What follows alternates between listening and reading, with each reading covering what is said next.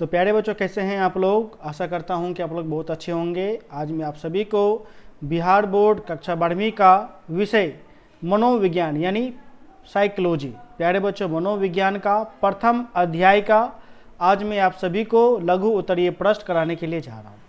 प्यारे बच्चों, मनोविज्ञान में मैंने आपको प्रथम अध्याय का लगभग 75% पॉइंट मैंने आपको समझा दिया था, ठीक है। 25% पॉइंट मैंने आपको नहीं समझाया था। तो चूँकि बीच में मैंने क्लास को स्टॉप करने कर दिया था, कुछ प्रॉब्लम मुझे हो गया था, इसलिए आज मैं डायरेक्ट आप सभी को प्रश्न उत्तर कराने के लिए जा रहा हूँ। प्यारे बच्चों, प्रथम अध्याय जिसका नाम मैंने बताया था मनोवैज्ञानिक गुणों में विभिन्नताएं एवं मूल्यांकन, ठीक है। इसके अंतर्गत आज हम बुद्धि के सिद्धांत एवं व्यक्तिगत भिन्नताएं देखेंगे। प्यारे बच्चों, मैं मनोविज्ञान में आप सभी को SPPD पब्लिकेशन बुक से पढ़ाने के लिए जा रहा हूं, ठीक है, और उसी के आधार पर मैं चैप्टर वाइज चलूंगा। तो प्यारे बच्चों, प्रथम चैप्टर का नाम आप लोग लिख न लीजिएगा, और यह क्लास सिर्फ और सिर्फ बिहार बोर्ड के बच्चों के लिए है, वैसे बच्चे जो 2022 में एग्ज़ाम देने के लिए जा रहे हैं। तो प्यारे बच्चों, चलिए लघु प्रश्न उत्तर हम लोग प्रारंभ करते हैं। लेकिन लघु प्रश्न प्रारंभ करने से पहले यदि आप ऑब्जेक्टिव टाइप क्वेश्चन में 50 में 50 नंबर आर्ट्स में लाना चाहते हैं तो प्यारे बच्चों ब्रिलियंट पब्लिकेशन ने ऑब्जेक्टिव क्वेश्चंस जारी कर दिया है। तो प्यारे बच्चों, आप अपने नज़दीकी स्टोर पे ब्रिलियंट का ऑब्जेक्टिव क्वेश्चंस जरूर परचेज करें। इस पब्लिकेशन में खास बात यह है कि बिहार बोर्ड का 11 वर्ष का क्वेश्चन बैंक आपको दिया गया है ऑब्जेक्टिव का। साथ ही साथ इस प्रकार से प्रश्नों को दिया गया है जो प्रश्न आपको बिहार बोर्ड 2022 एग्जाम में पूछे जाने की संभावना है। यह आर्ट्स के लिए है, आर्ट्स के सभी विषय के लिए, हिस्ट्री, ज्योग्राफी, पॉलिटिकल साइंस आपका जो सब्जेक्ट हो, ठीक है। तो जल्द ही अपने नज़दीकी स्टोर पर जाकर के खरीदें। तो प्यारे बच्चों, आपका प्रथम प्रश्न निकल करके आता है। आपका प्रथम प्रश्न है, बुद्धि किसे कहते हैं? प्यारे बच्चों, मैंने आपको इसे समझा दिया था, इस पॉइंट को भी, ठीक है। आपको प्रश्न कुछ इस प्रकार से पूछे जाएंगे, बुद्धि किसे कहते हैं, बुद्धि का अर्थ बताएं या बुद्धि की परिभाषा, ठीक है। तो प्यारे बच्चों, मैंने आपको बुद्धि के बारे में लेक्चर की वीडियो में बताया था। यदि हम बात करें तो आमतौर पर जो हमारा दैनिक जो बोलचाल है, तो दैनिक बोलचाल में जो विचार व्यक्ति का होता है, तो बुद्धि का जो शब्द है उस विचार से आपको लगाया जाता है, ठीक है। अर्थात हम कह सकते हैं कि बुद्धि जो है, बुद्धि आपका चिंतन करने का शक्ति है। बुद्धि है तभी आप चिंतन करिएगा, तभी आप सोचिएगा, समझने का जो क्षमता है, जीवन में जो भी चुनौती रहा है उस चुनौती को सामना करने के लिए ही बुद्धि का बहुत ज़्यादा जरूरी होता है। इसलिए बुद्धि के संदर्भ में जो है अनेक विद्वानों ने अपना अलग अलग मत रखा है, ठीक है। तो प्यारे बच्चों, उत्तर आपको कुछ इस प्रकार से लिखना है। देखिए, दैनिक बोलचाल की भाषा में बुद्धि का अर्थ विचार से लगाया जाता है। बुद्धि शब्द से अभिप्राय किसी व्यक्ति को अपने परिवेश को समझने की क्षमता, विवेकपूर्ण चिंतन करने से और जीवन की चुनौतियों का सामना करने के लिए उपलब्ध संसाधनों का प्रभावी तरीका अपनाने से है, ठीक है। विभिन्न मनोवैज्ञानिकों द्वारा दी गई बुद्धि की कुछ परिभाषा निम्नलिखित है, जो कि मुख्य परिभाषा है स्टर्न के अनुसार। प्यारे बच्चों, मैंने लेक्चर के वीडियो में स्टर्न के भी अनुसार बताया था, ठीक है। आपको एग्जाम में इसी प्रकार से लिखना है, इन्वर्टेड कॉमा करके, ठीक है। तो स्टर्न जी कहते हैं, बुद्धि एक सामान्य योग्यता है जिसके द्वारा व्यक्ति नई परिस्थितियों में अपने विचारों को जानबूझकर समायोजित कर लेता है, ठीक है। गाल्ट के शब्दों में, या यूँ कहें कि गाल्ट के अनुसार बुद्धि पहचानने तथा सीखने की शक्ति है। यानी कि हम देखिए, जो भी वस्तु को पहचानते हैं या जो भी कुछ सीखते हैं वह बुद्धि के ही कारण सीखते हैं, ठीक है। बकिंघम के मतानुसार, यानी बकिंघम कहते हैं कि सीखने की शक्ति ही क्या है, तो प्यारे बच्चों बुद्धि, यहाँ पर सीखने होगा, ठीक है, सीखने की शक्ति ही बुद्धि है, ठीक है। तो प्यारे बच्चों, यह आपका पहला प्रश्न हो गया है। बुद्धि को आपको आपके एग्जाम में किसी भी प्रकार से पूछा जा सकता है। अर्थ कहेगा बताने के लिए, परिभाषा या किसे कहते हैं, ठीक है। दूसरा प्रश्न है कि बुद्धि के प्रकारों का वर्णन करें। प्यारे बच्चों, देखिए ये तो हमारा हो गया बुद्धि किसे कहते हैं। अब हम देखेंगे प्रकार। तो प्यारे बच्चों, इसमें से आपको 3 प्रश्न ऑटोमेटिक बन जाएगा दूसरा में। देखिए, बुद्धि का जो प्रकार है वह बुद्धि का प्रकार जो है थॉर्नडाइक जो विद्वान थे उनके अनुसार 3 भागों में बांटा गया। सबसे पहले प्रत्यक्ष बुद्धि, दूसरा अप्रत्यक्ष बुद्धि और तीसरा सामाजिक बुद्धि।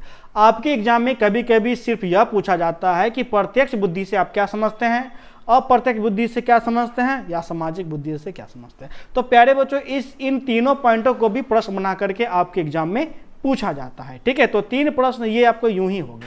तो प्यारे बच्चों, उत्तर आपको कुछ इस प्रकार से देना है। देखिए, लेक्चर के भी वीडियो में मैंने आप सभी को समझा दिया था ये सब। ठीक है, मनोवैज्ञानिक थॉर्नडाइक ने बुद्धि को निम्नलिखित 3 वर्गों में विभाजित किया है। सबसे पहला है प्रत्यक्ष बुद्धि। ठीक है, अब देखिए, प्रत्यक्ष बुद्धि में व्यक्ति को वस्तुओं एवं पदार्थों को भली प्रकार समझने की शक्ति होती है। यानी कि जो व्यक्ति कोई भी वस्तु और पदार्थ को भली भांति समझ ले, ठीक है, और समझ करके जो समझ ले, तो यूं कहिए कि उसके अंदर प्रत्यक्ष बुद्धि जो है आ गया है। और यह प्रत्यक्ष बुद्धि खास करके बच्चों में देखा जाता है। मान के चलिए कि कोई जो है 5 साल का लड़का है, वो खिलौनों को तोड़ देता है। मान के चलिए टूट गया, ठीक है, कोई खिलौना जो है टूट गया, जैसे उसका गाड़ी, ठीक है, टूट गया। अब वो बच्चा क्या करता है कि टूटे हुए गाड़ी को वो जोड़ करके फिर से एक अच्छा गाड़ी बनाता है, यानी उससे बेहतर। तो उसके माता पिता या भाई बहन कहता है, क्या कहता है, ये लड़का पक्का बड़ा होकर के इंजीनियर बनेगा, क्योंकि इसका जो प्रतिभा है वो अभी से दिख रहा है। ठीक है, तो इस प्रकार की बुद्धि को हम लोग बोलते हैं प्रत्यक्ष बुद्धि। ठीक है, तो प्रत्यक्ष बुद्धि में व्यक्ति को वस्तुओं एवं पदार्थों को भली प्रकार समझने की शक्ति होती है। यह बुद्धि बालक की शिशुअवस्था से ही प्रतीत होने लगती है। ठीक है, दूसरा है अप्रत्यक्ष बुद्धि। ठीक है, तो प्यारे बच्चों, अप्रत्यक्ष बुद्धि का प्रयोग पुस्तकीय ज्ञान, यानी कि जब हम पुस्तक पढ़ करके जो ज्ञान लेते हैं, या कोई प्रतीक होता है या कोई चिन्ह होता है, ठीक है, तो पुस्तकीय ज्ञान प्रतीकों एवं चिन्हों को समझने में किया जाता है। साहित्यकार एवं कवि इसी प्रकार की बुद्धि का क्या करते हैं, तो प्यारे बच्चों प्रयोग करते हैं। ठीक है, अब दूसरा आ जाता है सामाजिक बुद्धि। ठीक है, तो प्यारे बच्चों देखिए, जो सामाजिक बुद्धि है, तो आपके पास ज्ञान है। ज्ञान का मतलब होता है कोई विशेष सब्जेक्ट में रुचि रखना। जैसे आपको हिस्ट्री बहुत अच्छा पकड़ है हिस्ट्री पे, तो हिस्ट्री में आप विद्वान बन गए, ज्ञानी बन गए। लेकिन ज्ञानी तो बन गए, आप समाज में जो है, जब आप समाज में आते हैं, समाज के भलाई के लिए काम नहीं करते हैं, समाज में समाज से मतलब नहीं है, न रखते हैं, तो इस प्रकार का तो बुद्धि नहीं है। तो इसलिए विद्वान के साथ साथ जरूरी है कि आपके अंदर सामाजिक ज्ञान भी हो, सामाजिक यानी कि बुद्धि भी हो। ठीक है, तो देखिए, सामाजिक बुद्धि का तात्पर्य व्यक्ति के समाज के अनुकूल बनाने की क्षमता से है। यानी कि जैसा समाज रहेगा, आपको उसी के हिसाब से क्या करना पड़ेगा, तो प्यारे बच्चों चलना पड़ेगा। जैसे देखिएगा, जो ग्रामीण इलाका, जो गाँव है, गाँव में जब महिला का शादी हो जाता है, तब वो साड़ी पहनती है। साड़ी जब पहनती है तो उसे काफ़ी अच्छा माना जाता है। अब कोई मान के चलिए कि कोई लड़की है, शादी हो गया, शादी के बाद वो साड़ी ना पहन करके प्रत्येक दिन जीन्स पहने, तो उसका समाज क्या कहेगा, उसका समाज कहेगा कि उस लड़के के पास बुद्धि नहीं है। ठीक है, तो सामाजिक बुद्धि वह बुद्धि होता है जो व्यक्ति अपने समाज के अनुकूल रह करके कार्य करता है। यानी कि जैसा समाज रहेगा उसको आपको वैसा ढलना पड़ेगा। ठीक है, समाज के अनुकूल बनाने की क्षमता से है। इसके द्वारा व्यक्ति समझकर उसके अनुसार व्यवहार करता है। यानी कि जैसा समाज रहेगा वो वैसा व्यवहार करता है। सामाजिक बुद्धि रखने वाले व्यक्ति सामाजिक एवं सामुदायिक कार्यों के भली प्रकार करने में रुचि रखता है। ठीक है, यानी कि सामुदायिक कार्य को भली प्रकार करने में रुचि रखता है। जैसे सामाजिक या सामुदायिक कार्य कौन सा होगा, जैसे दान देना, ठीक है, छठ पूजा आया तो घाट को साफ है न कर देना, तो ये भी तो वही आपका काम हो गया। तो प्यारे बच्चों, यह दूसरा प्रश्न में 3 प्रश्न हो गया है ऑटोमेटिक। इसलिए प्यारे बच्चों, हम लोग आते हैं तीसरा प्रश्न पे। तीसरा प्रश्न है कि बुद्धि लब्धि क्या है। प्यारे बच्चों, यही बुद्धि लब्धि जो जिसे आपने कई बार प्रयोग में किया, आईक्यू है ना, बोलते हैं ना, उसका आईक्यू कम है, उसका आईक्यू ज़्यादा है, तो यही आईक्यू आपका हो गया बुद्धि लब्धि। ठीक है, तो बुद्धि लब्धि क्या है और बुद्धि लब्धि निकालने की विधि क्या है। आप जैसे कहते हैं कि कोई बच्चा भूसकोल है, कोई दिमाग नहीं लगा पाता है, तो आप क्या करें, उसका आईक्यू कम है, आईक्यू किसी का कम है, किसी का ज़्यादा है, तो आखिर ये जो आईक्यू है वो कैसे निकाला जाता है। तो आईक्यू को इसे आईक्यू को हिंदी में हम लोग बुद्धि लब्धि कहते हैं। ठीक है, तो देखिए, बुद्धि लब्धि सामान्य योग्यता की गति की ओर संकेत है। ठीक है, मनोवैज्ञानिक कॉल और ब्रूस ने बुद्धि लब्धि के संबंध में बताया है कि बुद्धि लब्धि यह बताती है कि शिशु की मानसिक योग्यता मानसिक योग्यता का किस गति से विकास हो रहा है, यानी कि बच्चा जो है उसका योग्यता वो किस गति से विकास कर रहा है। तो इस गति को निकालने के लिए हम लोग बुद्धि लब्धि निकालने का विधि का प्रयोग करते हैं। तो बुद्धि मापने के लिए बुद्धि लब्धि आयकी का प्रयोग निम्न सूत्रों से हम लोग करते हैं। सूत्र है बुद्धि लब्धि बराबर बौद्धिक आयु भागा, इसको यहाँ पर भागा है यानी कि बट्टा यहाँ पर करते हैं, ठीक है, भागा वास्तविक आयु, वास्तविक आयु कहिए या यथार्थ आयु कहिए, बात बराबर है, गुना कितना, तो गुना 100, ठीक है। अब मान के तो ये आपका फॉर्मूला हो गया। आपके एग्जाम में बुद्धि देखिए, इसमें भी एग्जाम में 2 प्रश्न पूछा जाता है, या तो आपसे पूछेगा कि बुद्धि लब्धि क्या है, या सिर्फ आपके बिहार बोर्ड में ये पूछा जाता है कि बुद्धि लब्धि निकालने की विधि बताएं। तो ये 2 प्रश्न हम आपको एक में ही कर दिए, ठीक है। तो विधि आपको पूछेगा तो ये फॉर्मूला आपको लिखना ही पड़ेगा। एग्जाम्पल मैंने दे दिया है कि यदि शिशु की बौद्धिक आयु 12 वर्ष है और उसका वास्तविक आयु 10 वर्ष है, ठीक है, तो बुद्धि लब्धि इस प्रकार से निकाला जा सकता है। तो बुद्धि लब्धि बराबर 12 भागा 10 गुने 100 बराबर 120, यानी कि उसका बुद्धि लब्धि क्या है, तो 100 हो गया, ठीक है। नेक्स्ट प्यारे बच्चों प्रश्न है कि बुद्धि तथा ज्ञान में अंतर स्पष्ट करें। मैंने आपको लेक्चर में काफ़ी अच्छे से समझाया था बुद्धि और ज्ञान। मैंने बुद्धि ज्ञान आपको समझाया था कि 2 अलग अलग चीज़ है। बुद्धि प्यारे बच्चों देखिए क्या होता है कि बुद्धि आप खुद में सोचिए, जो बुद्धि होता है वह जन्मजात होता है, ठीक है। पहला बुद्धि जन्मजात होता है, जबकि ज्ञान जन्मजात होता है। ज्ञान जन्मजात नहीं होता है, ज्ञान को हासिल किया जाता है। अब हासिल कैसे, जैसे मान के चलिए आपको हिस्ट्री में, इतिहास में ज्ञान लेना है, तो आपको इतिहास का ज्ञान कैसे आएगा, आप इतिहास का किताब पढ़िएगा, तो खूब आप इतिहास का किताब पढ़िएगा तो वो आपको ज्ञान हुआ, ठीक है। अब जैसे मान के चलिए कि आप पूरा जिंदगी ज्ञान लिए, यानी कि स्कूल में पढ़े या मुझसे ज्ञान लिया, आप हमसे पढ़े और आप किसी मुसीबत में पड़ गए, तो क्या वह ज्ञान काम आएगा? नहीं, वो ज्ञान काम नहीं आएगा। बल्कि जो आप हमसे जो ज्ञान लिए उस ज्ञान में आप खुद एनालिसिस करिएगा, और एनालिसिस करने के बाद जो है आप जो समस्या का समाधान निकालेंगे, वही समस्या का समाधान निकालना ही आपको बुद्धि कहलाता है, ठीक है। यानी बुद्धि आपका खुद का अपना तर्क होगा, ठीक है। तो प्यारे बच्चों बुद्धि जन्मजात होता है जबकि ज्ञान जन्मजात नहीं होता है। बुद्धि जो है वंशानुगत भी होता है। जैसे मान के चलिए देखिएगा कि किसी का पिताजी ब्रिलियंट होता है, पढ़ने में काफ़ी तेज होते हैं, तो जाहिर सी बात है उनका चांसेस हो जाता है, उनका बेटा भी जो है ज़्यादा चांस न होता है कि वो ज़्यादा इंटेलिजेंट हो, ठीक है। तो प्यारे बच्चों इस प्रकार हम देखेंगे बुद्धि तथा ज्ञान में निम्नलिखित अंतर है। बुद्धि व्यक्ति की जन्मजात क्षमता है जो स्वभावतः वंश यानी वंशानुगत हो गया, परंपरा के गुणों से भी प्रभावित करती है, अतः व्यक्ति अपने पूर्व अनुभवों से लाभान्वित हो सकता है, जबकि ज्ञान की जन्मजात क्षमता नहीं है, ठीक है।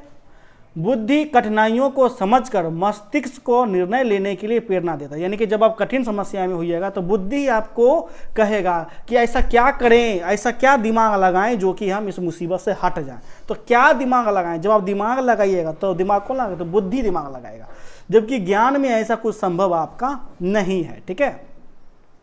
तीसरा है बुद्धि स्मरण शक्ति पर निर्भर करती है।